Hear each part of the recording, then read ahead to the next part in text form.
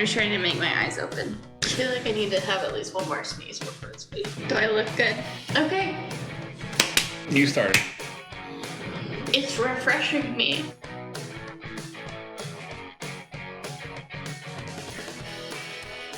Hello. What's up? My name is Annika, And my name is Mike. and we are realtors here in Houston. Today, we are going to talk about step 3 in the home buying process. What is step 3 of the home buying process? You know, Annika, I'm glad you asked. Step 3 is to create a home buying budget.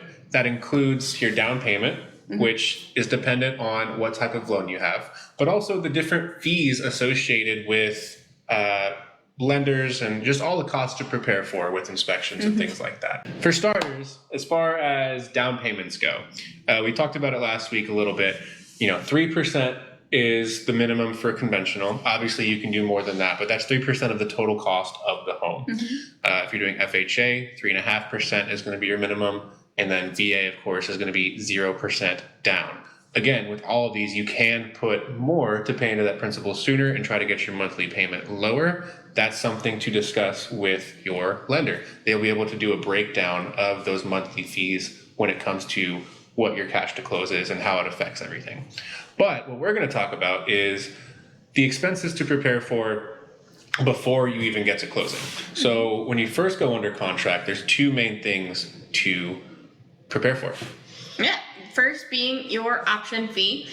So that is the fee that you pay to give yourself the option period where you will do your due diligence. In the state of Texas, it's called an option period. Other states, sometimes it is inspection periods and you don't pay anything, but here in Texas, you do.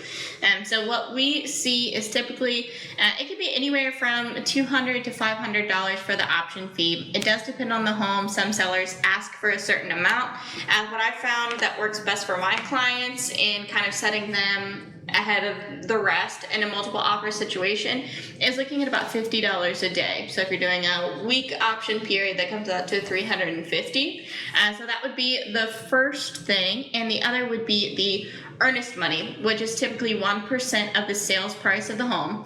And that is what has the listing agent and the seller take the property off market. It goes into pending, and it lets them know that you are serious about purchasing the home.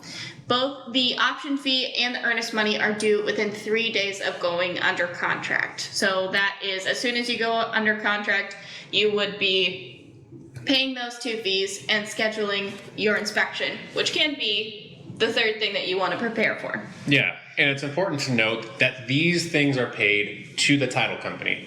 The title company is kind of like Switzerland in all of this. They're going to be the middle ground for separating the buyers and the sellers because they're not really supposed to be contacting each other. So we use the title company as sort of the Switzerland to hold the fees. Your option fee goes to them and your earnest money goes to them, and they hold them until they either get redistributed back to you if you cancel, which the option fee you don't get back. So that's one thing that's important to know, that if you are trying to make a really strong offer, I've seen people do $1,000 for a 10-day option period, and that gives you $100 a day. And it's good for a seller because if you back out, you lose that $1,000. You retain your earnest money, but you lose that $1,000. So it tells them that you're serious. And it's also important to note that both the option fee and the earnest money are negotiable. You can use those as bargaining tactics. So typically 1% is fairly standard. I've seen people do 2% earnest monies just to really show that they are serious in a home. And those will be credited back to you at closing. So, if, like Mike said, if you were to terminate during that option period, you'd get the earnest money back, but your option fee would go to the sellers. But if you get all the way to closing, then the entirety of it will be credited to your closing costs. But let's talk about, we touched on a little bit the inspection that goes on during that option period.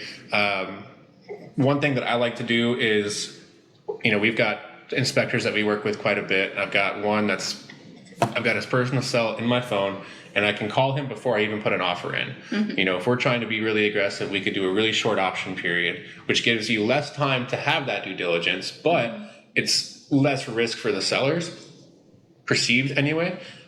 So I'd be able to call Rodney and say, hey, Rodney, I'm putting an offer in on this home today. What's your schedule like this week? And I've had him literally 24 hours after getting an accepted offer in the home doing an inspection already. Those inspections typically cost anywhere from like $400 to $600 depending on the size of the home and what's going into it.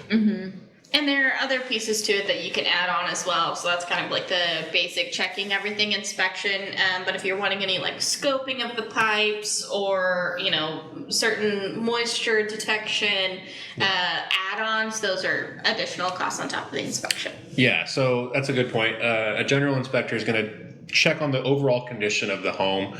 They're going to look at the 5 main things, which are foundation, electrics, roof, plumbing, and HVAC. If they find anything, they will refer you to a specialist of those areas, which is why it's nice to have a little bit of a longer option period. So if you find that and you still have a couple of days left, you can then get a specialized inspector in there to have a closer look. And so those are the 3 things that you would be expected to pay up front as soon as going under contract. And that is something that you want to have that cash in your account ready to go. The option fee, the earnest money, and the inspection. Other things that come up during the period where you're under contract would be the appraisal, which is about $500 or so. It would be ordered by the lender. The survey of the home, which again, that's a piece that it depends on the contract. If you're going to be paying for it, if the seller already has one available. But the survey, if you're needing to get one, would also be around $500. And both of those, as well as any HOA document fees, things like that, would all be paid at closing and is included in your closing cost estimate of about 1 to 3% of the sales price. Yeah, and typically your lender will give you a breakdown of all of this as well. So you're not blindsided by these, you're prepared for them when they happen. A lot of people ask, what the appraisal and the survey are for. So the survey it's basically like the blueprint of the land itself to make sure there are no encumbrances or anything that's changed on the property. If someone bought a home and they have the original survey and they want to give it to you, that's great.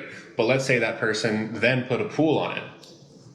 Now you have to get a new survey because there have been changes made to the land. So this is it's important. The lender wants to know, the title company needs to know, everybody needs to know exactly what property is being purchased, as well as the appraisal is done by a licensed appraiser by the state of Texas. They come in and determine the value of the home based on a number of criteria where they will determine what the current market value for that home is. They're especially important during FHA and VA type loans because those loans will not be accepted or cleared to close without having an appraisal that matches the value. And the lender needs that appraisal to basically ensure that the amount that they're lending you for the home is the value of the home. So we wanted to share with you some of these other things that you can expect. I know some first-time home buyers especially come into the home buying process thinking, okay, I've got my down payment, I'm ready to go, I have everything ready, let's do it. And there are all these other fees that maybe they didn't account for. So I want to make sure that you are prepared going into it, and we are excited to share more with you about other steps of this home buying process throughout the next few weeks. Yep. So we'll see you next week. Come back for step 4. If you have any questions about any of this, or there's some things we need to clear up, let us know in the comments or shoot us a DM on the gram. We'll be happy to help. Talk to you soon. Bye. Bye.